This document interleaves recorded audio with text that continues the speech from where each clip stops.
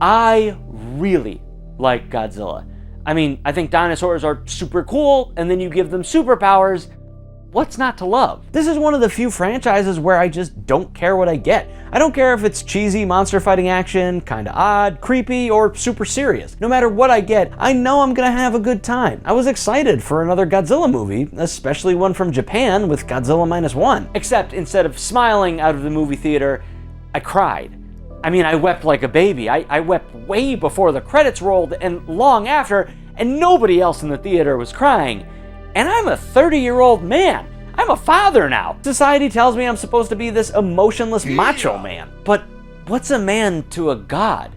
I mean, especially a Japanese god of destruction. If you haven't seen Godzilla Minus One or any of the recent Japanese Godzilla movies, you may be a bit confused why I got emotional at it.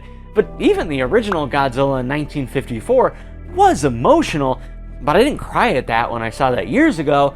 But Godzilla has changed over the years, and so have I. I mean, I'm a father now, and that kinda has a lot to do with Godzilla Minus One. If you've only seen the recent American Godzilla films, I may have confused you even more, but there are some big differences to the MonsterVerse Godzilla and what Japan comes up with. Nowadays, it's pretty easy to tell the difference between the American Godzilla movies and the Japanese ones. The simple way I explain it is that American Godzilla films focus on crazy effects and monster beatdowns that make you want to hit the gym. And then there are the Japanese movies that scare you, make you think about global ecological issues, and tackle Japanese politics. But regardless of what style you like, it's a perfect time to be a Godzilla fan. We have an American Godzilla franchise giving us huge fights and fan service with movies and a TV show. Godzilla and Kong are currently doing a crossover comic with DC Comics. We got a weird Godzilla anime that was flashy, strange, and confusing, and Japan keeps reinventing the character with each movie, all while creating cool toys and merchandise for fans to collect. You may see these Godzilla toys and merch and think I've been a Godzilla fan since I was a little kid,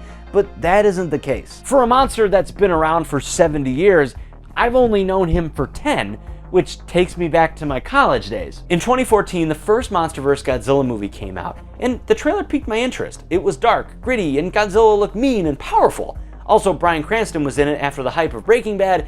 That part was a bit underwhelming. But I watched the movie, and though it isn't the best Godzilla movie, it was cool. So I would watch the movies and slowly get addicted by watching, collecting, and even reading. There are 3 really good Godzilla comics, and this book is absolutely fantastic. So with my love for the giant lizard and all the Godzilla hype, I decided to see the movie in Regal Cinemas 4DX. I didn't know what this was, to be honest. It was just the most expensive ticket, and it was marketed as an immersive experience. What this means is that these theaters match the action on screen, so your seats will move, fog and wind will hit you, scents fill the theater, and even water will spray on you. And just think about all of that stuff in reference to a Godzilla movie. The air in the theater would smell like the sea, and the wind would blow as Koichi and his gang went to work. As Godzilla rose from the water, I would get hit with splashes. As Godzilla walked, the seats would rumble as if I was in the building surrounding him, and the largest explosion in the movie had me literally falling out of my chair. This was a surreal way of taking in a Godzilla movie, so combining the experience with Godzilla Minus One's story, I had no chance of walking out of there emotionally intact. Now to move forward with the story, I really need to talk about spoilers from Godzilla Minus One. The biggest complaint of any movie like this, where you're supposed to follow these larger-than-life creatures, but instead follow a random human, is that people don't care about the humans. And that's wrong. People don't care about bad writing. Godzilla Minus One gives us a lot of human elements, and it is written incredibly well. Each person we meet you can empathize with and root for. These all feel like real people who are recovering from a world war and then given another destructive force to deal with. By the way, that's why this is called Godzilla Minus One. It's a reference that Japan was already at 0 after World War II, and then Godzilla shows up to put it into the negative. Godzilla returns to his origins of being a wicked force of nature mutated from atomic bombs, destroying the world that made him.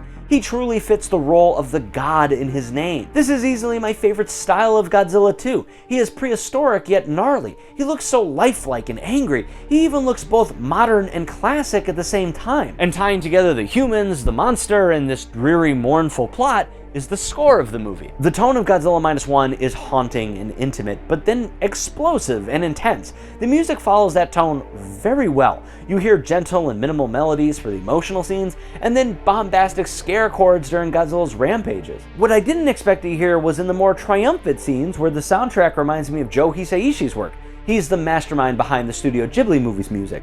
I already did a whole video on him, so you can check that out, but what I mean is that the soundtrack employs sweeping orchestral songs full of uplifting melodies that bring a lot of power and emotion to the human victories. There is even just no music at times, and they let the ambience of the world around the characters play out. It gives a sense of realism to the world, peace to the human moments, and dramatic impact for Godzilla's. And all of these elements just amplified the themes that I got out of this movie, and that's what caused the waterworks. Godzilla Minus One follows Koichi Shikishima, a World War II kamikaze pilot who fled from his responsibility. Godzilla shows up, and yet again he fails to act, and he returns home to his destroyed town, where he's not respected because he failed his duty. Duty means poop. It does. Stricken with survivor's guilt, he begins to care for a woman and an orphan girl she rescued. As Godzilla is lurking in the sea, Koichi finds himself struggling to understand what honor means to him, and becoming somewhat of a father and a husband. And about 6 months before this movie came out, I became a father. Something weird that happens when you're about to become a parent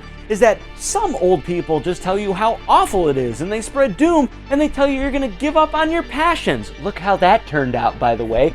Anyway, this happened to me quite a bit, and in preparation for this hellstorm that these idiots predicted, I started studying a lot of different philosophies, and one that I studied, given my love of Japanese culture, was Bushido. Bushido is the way of the warrior, and it is a vast topic that I barely scratched the surface of, but the key aspect of the samurai life involved training to master your skills, never display cowardice, and be ready to die for your honor. Normally, the Japanese Godzilla movies aren't that impactful to me. Like, Shin Godzilla was very cool, but I know nothing of Japanese politics, and I don't even really know what a prime minister is since I live in America. Like, is he just a president? He's not a king, he's not wearing a little crown. I don't know, I'm not that smart of a guy. But this helped me understand Koichi's struggle. He was cowardly, and when his duty called, duty means poop. It does. He failed to execute and brought shame to his family. He was not only disrespected, but his own view of himself weighed heavily on him. He feels he isn't a real man. That's why he doesn't marry the woman he's been living with and raising a child with. He can't be an influence in their lives because he feels like he doesn't deserve it because he has no honor. And I had to reflect on this myself as I studied.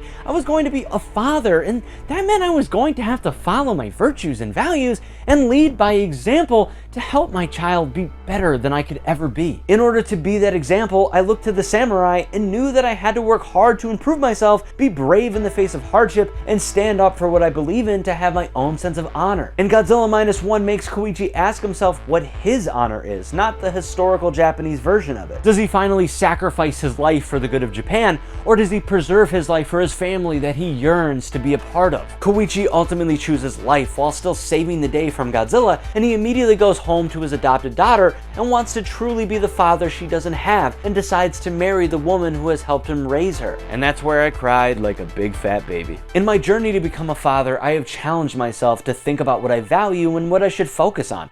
I realize that I have my own form of honor that I need to constantly uphold and reflect on it in order to be someone special in my child's life. I find it funny that so many people tried to scare me because it has been a joy and a privilege to be a father, and I would take this journey of finding honor over Koichi's any day. But this did challenge me to learn a bit more about a culture I enjoy and strengthen my mind for what comes next. Godzilla Minus One surprised me for a lot of reasons, but I never expected to be hit with an emotional gut punch that cuts so close to home by a giant radioactive lizard. The director of Godzilla 2014 admitted to being jealous of Godzilla Minus One, saying this is what a Godzilla movie should be like. And in 2014, I never expected to be on this emotional ride with the giant monster on screen. Godzilla has changed so much over the years. He started from a representation of the global impact humans have on this world and nature fighting back, and over time we lost that message a bit, with a campy bunch of costumes wrestling over miniatures and CGI-filled explosive monster-mashing action. But Godzilla Minus One returns to show Godzilla as a god of destruction and pushing humanity to be better or die by doing just that. Godzilla Minus One tells a story that I can relate to and pushes me to be more like Godzilla and never stop evolving.